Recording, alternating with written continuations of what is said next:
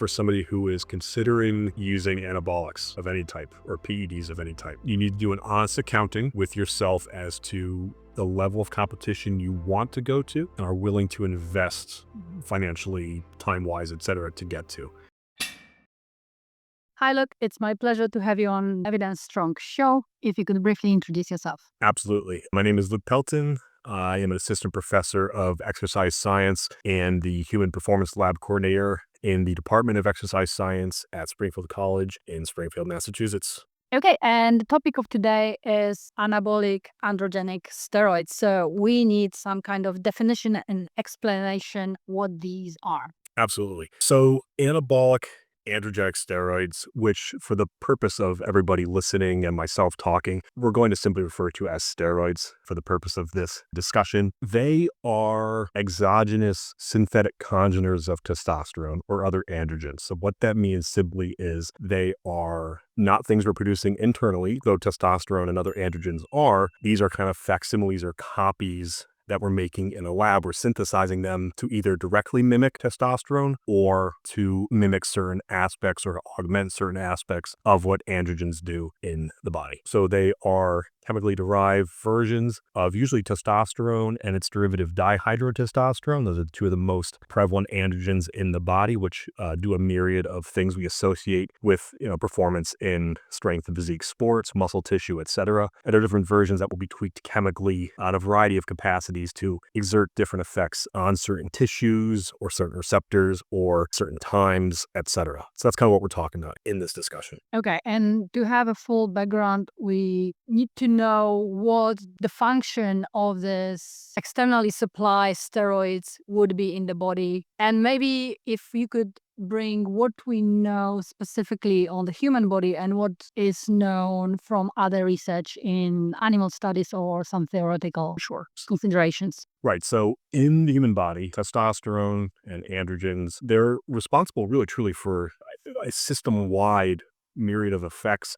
They kind of act as neurotransmitters in a way in the brain and in our neurology. What they are most known for probably is for primary and secondary male secondary sexual characteristics. So what these include are primary characteristics, so the spermatogenesis and male fertility, and then secondary characteristics would be things that either support reproduction or are kind of inherently linked to those pubertal years. So things like the thickening of facial hair and body hair. We could think about deepening of the voice, enlargement of the vocal cords, broadening of the shoulder girdle, increased muscle mass, which is what we're going to spend a lot of time today talking about, I'm sure, and other various reproductive linked functions. So we call a lot of those the androgenic effects. So that word androgen keeps coming up, comes from the Greek andro meaning male. The counterpart would be gyno meaning female in the Greek as well. So, one of those things I mentioned was that testosterone and dihydrotestosterone, other androgens do in the body, is they help with anabolism. They're anabolic as well, which is where we get the other half of the term anabolic androgenic steroids. So what they are used for the most in sport performance and physique is for building muscle mass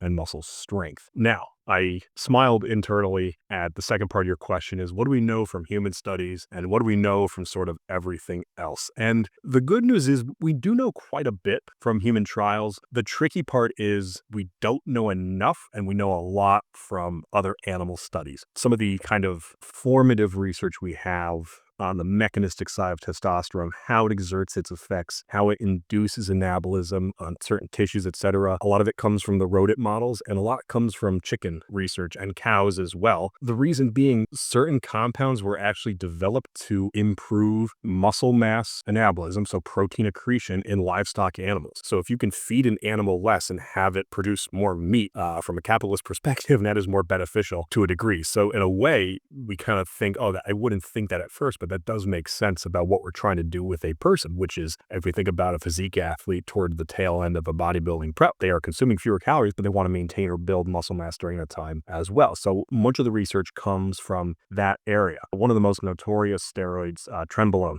actually came out of cattle. So it was developed as kind of supplement to cattle feed, where they could feed them less, but they would maintain or grow lean tissue during that time period, so never approved for human use. Many of these have been. So we do have quite a bit of research on things like oxandrolone, which is known more commonly as Anavar, on testosterone and its various ester derivatives and whatnot, where these were used as medicinal agents and still are for a variety of purposes. Anavar was developed around that wasting diseases in children. So things like muscular dystrophy, etc. The side effects are very minimal because of that, because it was meant to be tolerated in a youth population. If you kind of look through the research, they first started identifying testosterone as an exogenous agent back in the 30s. And shortly after that, it was, performance might be benefited from these as well. So during that kind of peri-World War II years from the 30s into the 50s and beyond, they were readily used by a lot of Eastern Bloc countries, East Germany, the Soviet Union, etc. And a lot of our kind of initial knowledge came from that. Obviously not the breadth nor dosing protocols that we have today. It was with 1975 when they were banned from Olympic use. And then 1990, the United States and various other places around the world, they were now illicit, illegal compounds. So not even just couldn't be used in sport, but now could not be possessed with intent to distribute or use, etc., or sell. So much of the research that we've had to go off of in the last few decades has been from rodent models, either rat or mouse. Again, some of the more kind of livestock-driven models as well. This can make it a little tricky to then apply directly to a human subject. As many of the listeners, I'm sure, know, the difference between a rodent and a human is substantial. Mechanistically, maybe not, but it still is not a direct one-to-one. So if we think about things like the genomic action of testosterone or other androgens. So in your cell, you have an androgen that's going through the blood, and in order to do anything, it has to interact first and foremost with an androgen receptor.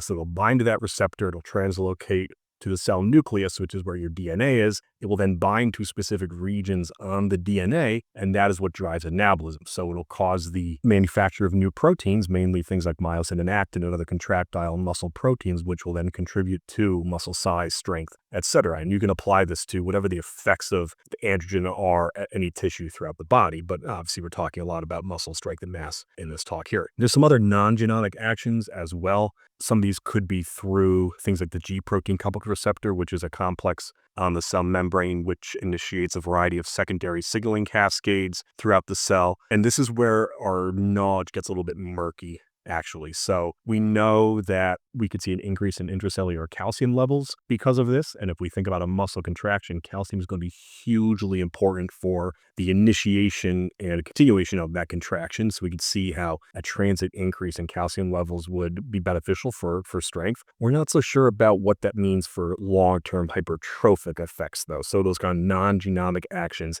that's where we're sort of still guessing in terms of what is the human mechanism responsible for that. There's a variety of other things like tissue selectivity. So you have a variety of tissues in the body. Androgens will have different effects at different tissues. Many steroids were manufactured or tweaked in a certain way chemically to interact preferentially with certain tissues or without. So Would you have an example? yes, so I want to think about oral versus injectable steroids is probably the broadest example of something that the listener might be most familiar with. So injectable steroids will be the androgen, possibly with a fatty acid ester attached to it, so a tail. And the longer that tail is, the more time it takes to cleave off, and then the compound is active for longer in the system. So you could have something, if we see like testosterone propionate, it's a very, very short tail. Testosterone suspension actually would have no tail and be absorbed into the muscle almost immediately. And then the longer tail, things like cypionate and enanthate, that would cause it to take longer to be metabolized, and it exerts effects over a longer time period in the body. Oral steroids will usually have something like a methyl group attached to it, where it slows down its metabolism in the liver. So it exerts its effects much stronger than a normal drug would. The downside being now we have liver toxicity, hepatotoxicity to be concerned about. So a lot of the times, anything that we're consuming orally being processed by the liver toxicity is a concern for the use of oral steroids. So a lot of these compounds have been, in the last few years, depends on which way you look at it, it could be considered a performance enhancing drive or to get around drug testing, depending on what side of the coin you're kind of looking at it from. These compounds have been, designer steroids, been formulated to take advantage of how they're metabolized and used in the body so they can have more potent effects. in strength and performance. So the game is how to get the compound safely to the tissue you want and let it act for the time you want it to be acting. It's not and not get poisoned. From a purely educational perspective, yes. And I do want to say broadly, everything that we're talking about here today is from a purely educational perspective. I am not condoning nor giving advice on dosing protocols to any one individual or parties. I want to make that very clear to anybody listening in here. But no, you're exactly correct. And on top of that, the additional layer of complication of inter-individual variability and the genetic factor of whoever happens to be taking these. If we take 10 people off the street, the phenotypic differences, the external characteristics that make them individual are going to be huge for the most part. Now, if we're looking introphysiology, those differences might still be there. So how any 10 people respond to the same dose of the same compound could be wildly different. Some of the individuals who colloquially seem to be able to run these really large cycles and not really have any ill side effects, like they might have a genetic predisposition to being better able to handle these compounds in the first place, or how they're going to respond. We know with any medication, you have responders, we have low responders, we have non-responders. Exercise is the same way. And it all comes down to whatever your genetic makeup happens to be. So part of the paper that kind of generated this discussion that we recently published was looking at the epigenetic factor, or trying to look at the epigenetic factor behind some of these inter-individual differences, or at least training style type differences. So we set out to look at the differences between those trained for powerlifting, bodybuilding, or strongman competition, and those using versus non-using. But I think what we ended up finding was that even within those groups, there was a massive amount of inter-individual variability in terms of their response and the doses they were using and whatnot. So, we think about all these things in a vacuum of what research tells us, but then we're not considering that if we have, highly competitive Olympic weightlifters or highly competitive untested powerlifters or strongmen or IFBB pro bodybuilders, they are not running lab clinical doses that were used for medicinal purposes. They're running many, many, many times beyond that. And it's going to be specifically engineered and designed to their needs as an individual. So I don't want to say it's almost impossible to get really good human research on the super physiological doses used by some of these lifters and competitors, but these are one of the biggest barriers and challenges that we see, added on top of the fact that they are illicit for use in many countries outside of prescribed usage. Therefore, individuals might be hesitant to come forward and say, oh yes, I'm using XYZ at these amounts in my training. So the part of why a person would like to take these is pretty clear. They have, let's say, motivation. If beyond the disease and the need for it, they have the motivation is increased performance, be it strength or power development and so on, and expression, of course, too. Yes. But there is another side. So they are not research. That's one thing. But from the retrospective research, so looking at the athletes who were known to take and when they died and what kind of consequences they developed, of course, because it was not controlled, we cannot say this is why they died earlier or this is why they had these issues. But we expect that there are some issues. So I think it's important that we bring the other side too. Yes, this is how they work and what is the outcome in terms of performance, but there are costs to that. Because we push the physiology into producing muscle, producing output, we're paying for it. So let's go through how the payoff comes to be. Sure, that's a very good point, and one that does deserve to get brought up in every discussion about steroid usage. We have this beautiful homeostasis that the body likes to be at, and if we perturb that too much, we push too much in one direction, like you said, something has to give on the other side. So these most potent compounds we talk about, they tend to be great for anabolism and strength, but then they tend to carry the heaviest side effects with them as well. I mentioned with the oral steroids, there's that hepatotoxicity component, so the liver toxicity, the burden placed on the liver by having to unduly process more than they should for these compounds because they've been chemically designed to be resistant to being broken down. This can lead to eventual liver cancer or just erosion of the tissue itself. It's been no surprise. And like you mentioned, there have been a number of notorious high-level competitive untested athletes within the last 5 or 10 years who have passed far too young. And if we look at the root cause, usually it's hypertrophic cardiomyopathy, so an enlargement of the heart, thickening the heart tissue. The heart is a muscle, and if we're looking at anabolism system-wide, that is unfortunately one of the side effects that can come with long-term heavy steroid use. So there are cardiovascular risks. On the other side of that coin, on the cardiovascular system, skewing of blood lipids is one of the most prevalent side effects in steroid usage. So we have an interference with certain, again, enzymes via the liver, which are responsible for kind of that mobilization and usage and uptake and storage, et cetera. And that can vastly alter the blood lipid profile of a steroid user. So one of the things we tend to see is that HDL, so high density lipoprotein count, will go down, and HDL is what we think about clearing away. It's called the good cholesterol. I don't like to ascribe good, bad to cholesterol. Cholesterol is just doing its job. It hits where it's supposed to be at the time, but HDL tends to be atherogenic, so better for cardiovascular health. We tend to see increased LDL and triglyceride count, sometimes increased VLDL count as well. And these are things which are going to have a negative impact on the kind of holistic blood lipid cardiovascular health. There are negative side effects with most of these compounds, and especially past a certain dose threshold, it's going to be there. Much of the coaching language surrounding this kind of talk by coaches that I can't say prescribe, but will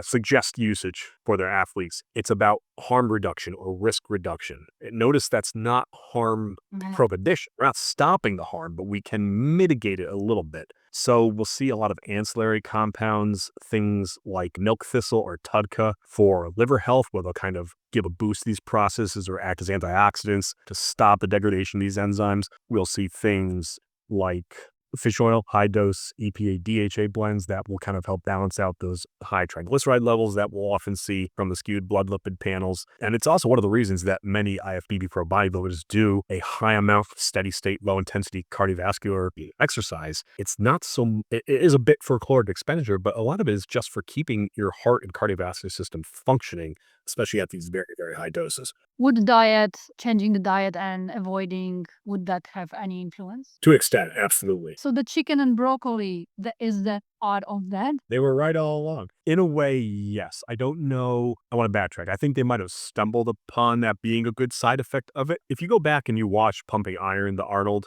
documentary he made back in the 70s, and even interviews, he talks about having lots of fatty meats like steaks and things like that. They were not carb consumers usually. So if you think about it like almost a keto style diet, like that might be one of the worst things to have if you are using AAS, just because of, like, we're already risking that kind of cardiovascular health, high saturated fats, triglycerides, LDL, etc. So yeah, it's a very controllable diet is going to be the best one that has a balance of fatty acid types, so saturated, polyunsaturated, monounsaturated, usually the rule of threes. So 1/3 of your fat should be monounsaturated, polyunsaturated, and no more than a third should be saturated, especially for users here. We've seen from some research that dietary cholesterol is not necessarily a driver of blood lipid changes. But again, as soon as you have high dose AAS here, a lot of that research goes out the window because we're dealing with a very, very different physiology than that of a normal inactive person, especially. So yeah, a lot of the very strict controlled diet, it's not just for the aesthetic purposes, but it is from a health perspective as well. So yeah, we do tend to see that being one of the side effects from that. Any other negative effects we know about? Yeah, and some of these might be negative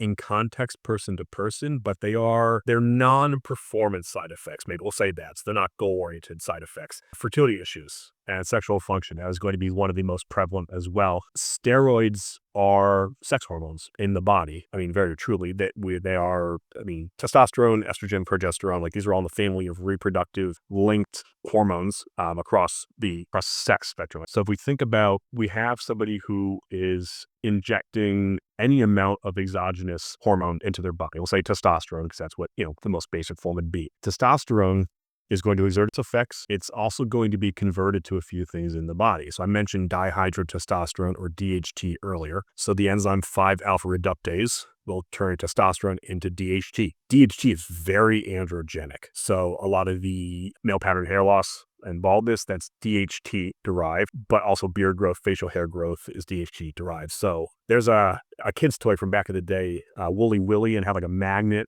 with metal shavings. You could make hair or a beard. So I joke when I talk about this, it's like you're just dragging the hair down the face because it thins on top, but it grows down here. So that's kind of the effect we have there. But DHT is heavily linked with feelings of well-being and sexual function, especially in males. Testosterone could also be aromatized to estrogen. So the aromatase enzyme will convert testosterone to estrogen. This is how males really have estrogen in the body. And males do need estrogen. Estrogen is hugely important. It's cardioprotective, it's neuroprotective, it's osteoprotective.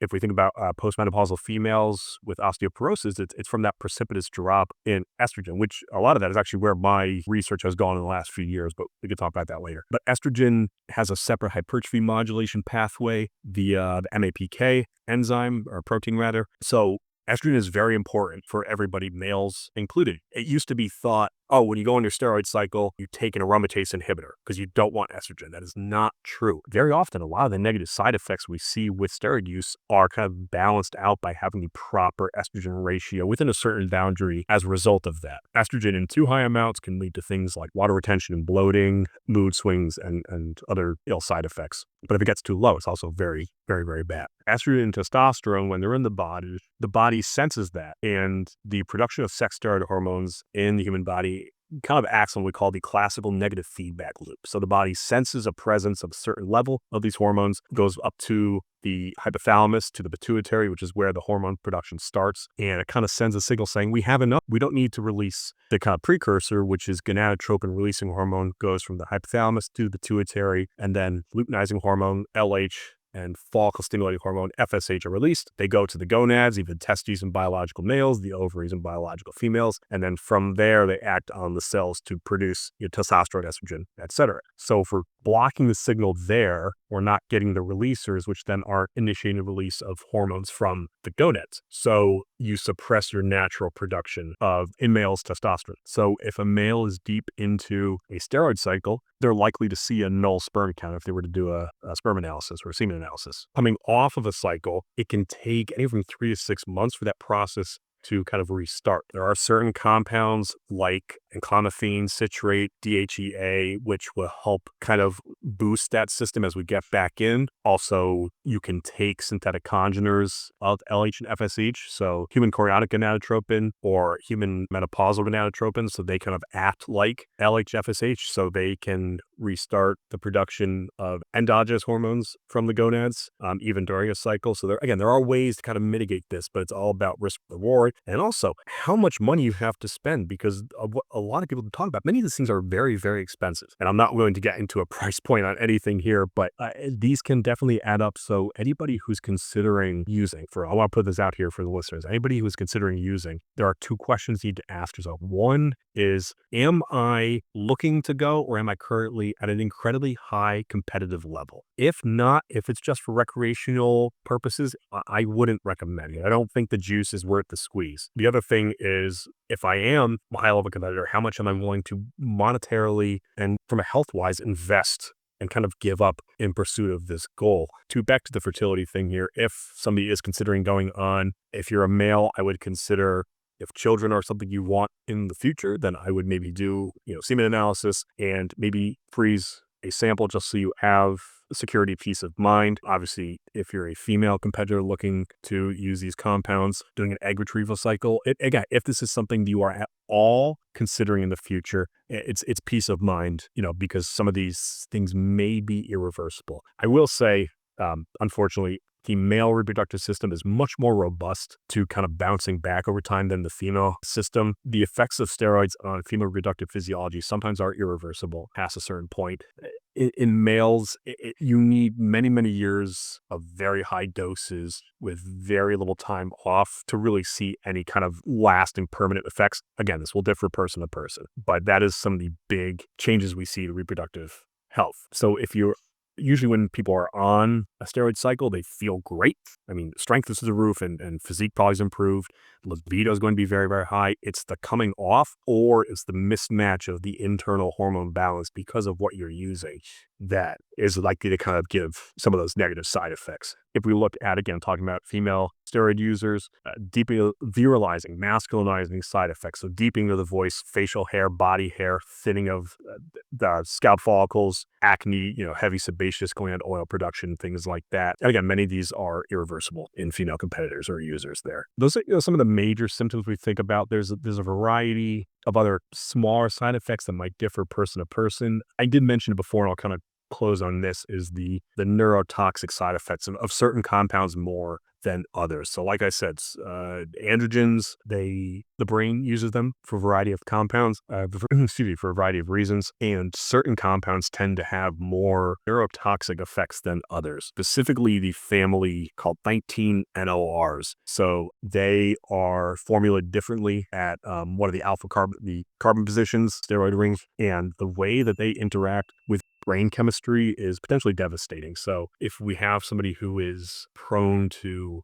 mood imbalances, mood swings, depressive anxiety, paranoia symptoms, anything like that, even to a small degree, the use of that steroid might heighten that. I think, and I might be shooting from the hip a little bit here, but when we think about somebody having roid rage, which I don't believe is a blanket concept across the board, there are certain compounds which I am willing to believe might be the result of that if the person already has aggressive tendencies in the first place. So a lot of these compounds will heighten the kind of brain neurochemistry that you are predisposed to. I don't think they introduce something new out of nowhere. But again, we do not have a lot of research on that because no ethics board is going to approve a study with super physiological doses specifically to see if they elicit neurodegenerative side effects. It's not good, unfortunately. So, when we talk about, to wrap up talking about side effects and harm reduction, this is where I think the research could be a little more robust, because if people are going to be using steroids, I think we deserve to give them the best evidence-based backing of how they best can keep themselves healthy and alive. All right, I want to give you an opportunity to talk about your study. So you mentioned it a little bit. Could we just quickly go through the setup? How did you design the study? Who have you recruited? And then we will go to the results. Absolutely. So this project actually was my doctoral dissertation, and so this would have been back about 2022 to 2023. And the purpose of this was to identify any differences, again, like I said, between training styles in competitive strength and physique athletes, so powerlifters, bodybuilders, and strongmen. Unfortunately, no Olympic weightlifters in this study. When I saw your email come through originally, I was like, oh, I wish I had Olympic weightlifters in this study for your audience. We did have some powerlifters, as you mentioned, though, and to see differences specifically in the expression of certain myogenic growth factors in humans. So this had come out of a systematic review, which I had also done as part of my doctoral work. And it was looking at, again, the effects of steroids across both rodent and human models. Obviously not athletes, because we're looking at rodents here, but how they affected and the genetic expression or the mRNA expression of any gene related to muscle that they looked at in these studies. And I actually made a giant word cloud when I was doing my proposal. And there were, I want to say, 40 or 50 plus different genes that they looked at. So, and that's a small number. There are many, many pathways that are doing anything in muscle at any given moment in time. But the three most common growth factors that were looked at across studies and that were increased by administration of steroids were myogenin, so MyoG, myoblast differentiation factor 1, so MyoD, and IGF-1, insulin-like growth factor 1. So IGF-1 is the growth factor in the body. It is, across any tissue, probably the most prevalent and important thing responsible for anabolism, so growing tissues. And this is in utero, through adulthood, and beyond. If we think about growth hormone, human growth hormone, its primary role is to cause the release of IGF-1. So that's how important IGF-1 is. So any tissue that we're expecting to be growing, we would expect to see heightened IGF-1 levels because of that. Myogenin and MyoD1, these are hugely responsible for the muscle tissue cycle of proliferation, differentiation, and integration. So, very briefly, as our understanding says right now, again, this is where we're kind of at the what do we know, what don't we know level of research. We don't gain more muscle cells. We make them thicker and we add more nuclei to them. So again, the nucleus is where DNA is housed. It's the brain of the cell. So if we can have more nuclei in a muscle cell, those are more factories, so to speak, where we're manufacturing proteins. So if we think about the kind of genomic effects of androgen administration, we're going to see the more nuclei there are, the more protein can be made, et cetera, et cetera. Where do those nuclei come from? They come from something called satellite cells. And satellite cells, very simply, are stem cells that are specific to muscle. So the satellite cells are quiescent, so kind of like resting and waiting. When they're kind of called upon, they proliferate, they differentiate, and they are taken up into mature myotubes and myoblasts, and they add their nuclei to the muscle cell. That is kind of what we see happening and what we are understanding in theory of how muscle anabolism works really truly. So that's kind of what myogenin and MyoD1 do. And the cool thing about myogenin is it's self-activating. So it can boost itself on a loop. It's linked directly with MyoG1. And in the manuscript, which we'll definitely make sure we can link to your listeners if they want to go and read it, I have a diagram kind of showing how these growth factors work in congruence with other signaling proteins, androgens, the G protein coupled receptor, as I mentioned before, etc. So that's kind of what we see happening here. So these tend to go up or down together. They go hand in hand, so to speak. So that's why we chose to look at those three genes specifically. We'd expect to see them boosted in those who are maybe trained with higher volumes, right? More of a hypertrophic stimulus, and those who are using steroids, because we definitely expect that to be more of a hypertrophic stimulus. So that was kind of what we set out to do. We recruited from a sample, again, of competitive powerlifters, bodybuilders, and strongmen. We wanted competitive athletes. One of the limitations of much research, as we've kind of alluded to, is the fact that we are limited in terms of sampling methods and who we can actually get to participate in our study, humans or otherwise. So the issue with taking already competitive athletes is that you can't really standardize their training because they're going to say, I have a training program that I've been doing for years and it works for me. It's custom built by my coach. I'm not going to do a program that's exactly right. So, and you mentioned it before, a lot of this is retrospective. So observational research, ex post facto, saying, what are you already doing? Can we kind of account for that? And then what do we see going forward based on what we're looking at? So we gathered their usage of steroids or not, and we had them do a 7-day training log of the 7 days preceding when we took the salivary sample. I'm going to touch on that again in a second. So from there, we were able to calculate volumes for the different athletes, just simply reps and sets. We didn't do tonnage, which would have accounted for training intensity as well. One of the interesting things that we found was that more athletes than you'd expect did not keep a very strict log of the certain weights that they utilized in their training, which as a meticulous note taker, that blew my mind.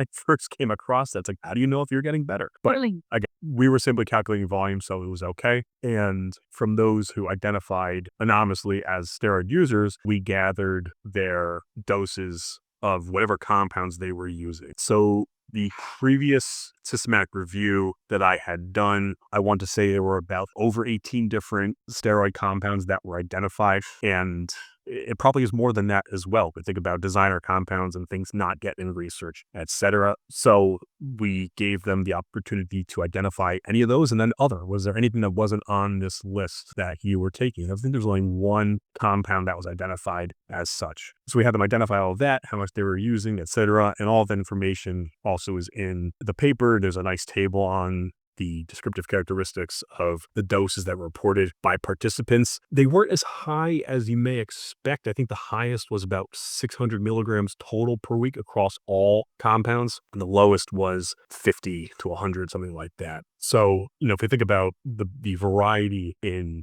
dose size and frequency, etc., there was a very small sample of steroid users already. So we could see how that high amount of within group variability is going to have a massive statistical impact on can we actually get anything from use from this. So we gathered all this information and analyzed it, had all of the salivary samples analyzed for the 3 genes. There's a lot of debate within the review process about whether salivary samples were appropriate for this kind of analysis. And I definitely think there is credence to call that into question. There is evidence suggesting and kind of finding that IGF-1 and other similar growth factors can be found in meaningful quantities in saliva. Doing something like a biopsy probably would have been better. So doing a proteomic analysis alongside this genomic analysis from a muscle-specific biopsy that likely would be something to improve upon this design in the future, but that is what we did, and we had them analyzed. We found really no difference to any combination of sport or steroid use across any of the three growth factors. And I was fine with that. I'm not somebody who needs to find significant results from a paper. I think non-significant findings they're still findings and they're still relevant. They still tell us maybe what does not work so that future researchers building upon this lineage can say, well, we don't have to try this again. It's already been tried. Or maybe we can tweak this design, etc. We needed a larger sample size. I mean, that is probably one of the first things I would address. We need a larger sample size, more balanced groups. We had a bit more powerlifters than either of the other two, and then steroid users to non-users. Again, I think it might be challenging for steroid users to be willing to come forward and say, I'm willing to disclose, even though on the informed consent, obviously we're saying all of this is de-identified, it's anonymous and confidential, no one's going to be looking at this. The social desirability bias, and like when you're doing a survey, even if no one's going to know it's you don't want to come across as being a bad person, and not that steroid use makes you a bad person, but these are the fears that can kind of come to people's minds when they're going to self-disclose this kind of information. So those are some of the issues that we ran into. Again, doing a robust tissue analysis opposed to a salivary sample analysis. It can also be challenging to get a muscle biopsy from individuals, especially if you have people who you're training heavily saying, oh, we're going to take a rate of rice size, bit of muscle from your quad, and you have to squat heavily this week. That's not going to go over very well for the most part. Some of the other limitations, like I said, we weren't controlling their training, so there was a lot of individual variability in terms of what movements they were doing, volumes, intensities, etc. There was a standardized dosing protocol or use of compounds, and I think just with the narrow range of people that we had to pull from, a lot of these differences just weren't able to manifest based on those limitations. So, be it as it may, it was a good kind of, I think, look into this process. Nothing like that had been done on athletes of that level before. From the systematic review that we did before, I think there were 29 studies we identified, and only 3 of them had human participants. The rest were all mouse or rat. And that was after cutting out other non-human or rodent models, because rodent, again, we could still get some pretty decent mechanistic carryover. There were a few cattle studies. There are many studies in zebrafish. Zebrafish, there's a lot of steroid research in zebrafish for some reason, which is fascinating, but I'm not a zoologist, so I can't speak into that. So only 3 studies on humans. None of them were an athletic population. Many of them were an elderly population, right? So if we think about the benefits of this research, it might not even be looking at athletes, it might be looking at geriatric populations or hypogonadic populations, those who a lot of these medications were developed in or prescription for in the first place. But that was kind of our main finding from this, unfortunately. Not much to go off here. It doesn't seem that those 3 genes specifically were impacted much, but due to the reasons that I mentioned before, that might give credence as to why. Did you ask your participants how long have they been using for? Because I expect that there is one of the elements will be how long you have to be using to actually become a different person to the person who is not using metabolically and then physiologically. And right, we had defined it as use of at least 6 months prior to the time of the study, and I think the information we gathered was within the 5 weeks preceding the tissue sample gathering. So again, like 6 months, not really a long time. Somebody could have started right before this, and like 6 months before, and I'm a steroid user. Somebody who's been doing this for 16 years, right? That's gonna be, like you said, that is vastly different. You're 100% correct. These are things that could have given this a more robust design. The issue is the more arms of analysis you add, the number of people you need to detect meaningful changes goes through the roof. I'm not saying that can't be done or that's a reason not to do it, but that definitely gives it some insight into maybe why this was not able to really detect any meaningful differences between these groups. I think that's another study that should be run between teams and between countries and so on, where the researchers pull the data together, and because otherwise it's impossible to get a study running for long enough and controlled enough to get enough people. Basically, that's where it comes down to. Yeah, and multi-site data collection is a trend that is being seen more and more in exercise and sports science specifically, which is great because we've been plagued with small sample sizes since this field really became a thing. Let's bring it all together. What would be your advice on the base of your knowledge and your study for athletes and coaches? I definitely want to harken back to what I said earlier about for somebody who is considering using anabolics of any type or PEDs of any type. You need to do an honest accounting with yourself as to the level of competition you want to go to and are willing to invest financially, time-wise, et cetera, to get to. I truly believe that 99.9% of individuals could do an audit of lifestyle, nutrition, sleep, everything else that we can control for, and probably make quite a bit more progress if that's something they truly care about. I don't think they're a viable shortcut method for those not looking to really compete in the highest echelons of competition. And for those who are, as they say, it's a marathon, not a sprint. So we want to think about longevity being the name of the game, time that you can spend training healthily and not just make a big splash and then disappear because you've seriously injured yourself. So, and that comes to coaches too. For coaches out there, if you are working with athletes and you are suggesting use or asking use of PEDs of any type, anabolic steroids or otherwise, you need to be doing your due diligence to educate yourself, first of all, on what these things actually do in the body, the myriad of side effects, desirable or otherwise, that come with them. And you need to be considering minimal effective dose, so getting the most out of the least, and proper harm reduction and mitigation protocols that can be used. And at all times, you need to remember that these are people you are working with. They are not science experiments. They are not lab rats. These are individuals and humans. And if we looked at it from a research perspective, things about respect for persons, do no harm, we need to be doing the same as coaches as well. Is the risk or is the reward worth the risk you're willing to put this person through? And you need to be upfront and honest with your athletes if you are asking this of them. That's my advice I would give. Thank you. Two short questions to finish. The first one is, what is your favorite lift? The barbell bench press. Why is that? It's the one that I think I've had to put the most work into over the years. So there's a bit of rewarding aspect there. And as I get older, it's the one that causes me the least trouble that I can still have fun with. Yes, I'd say for those reasons. Fair enough. And the last question is where people can find you if they want to follow your work or see what you're up to or maybe ask a question. Absolutely. So there's a few ways. Social media wise, I'm really just on Instagram. I don't do anything else, unfortunately. So my handle is at Dr._Lukey_lifts. And I'm sure we can put that in the show notes for the listeners if they want to find that. I am on ResearchGate. So if you type Luke Pelton into ResearchGate, I should pop up. I have my faculty and research profile. So Luke Pelton, Springfield College. I should come up there as well. And my email should be readily accessible from all of those. Feel free to send me a DM. I would genuinely love to talk with anybody who's interested. I mean that. Thank you so much, Luke. It was a pleasure. Absolutely. Thank you, Alex.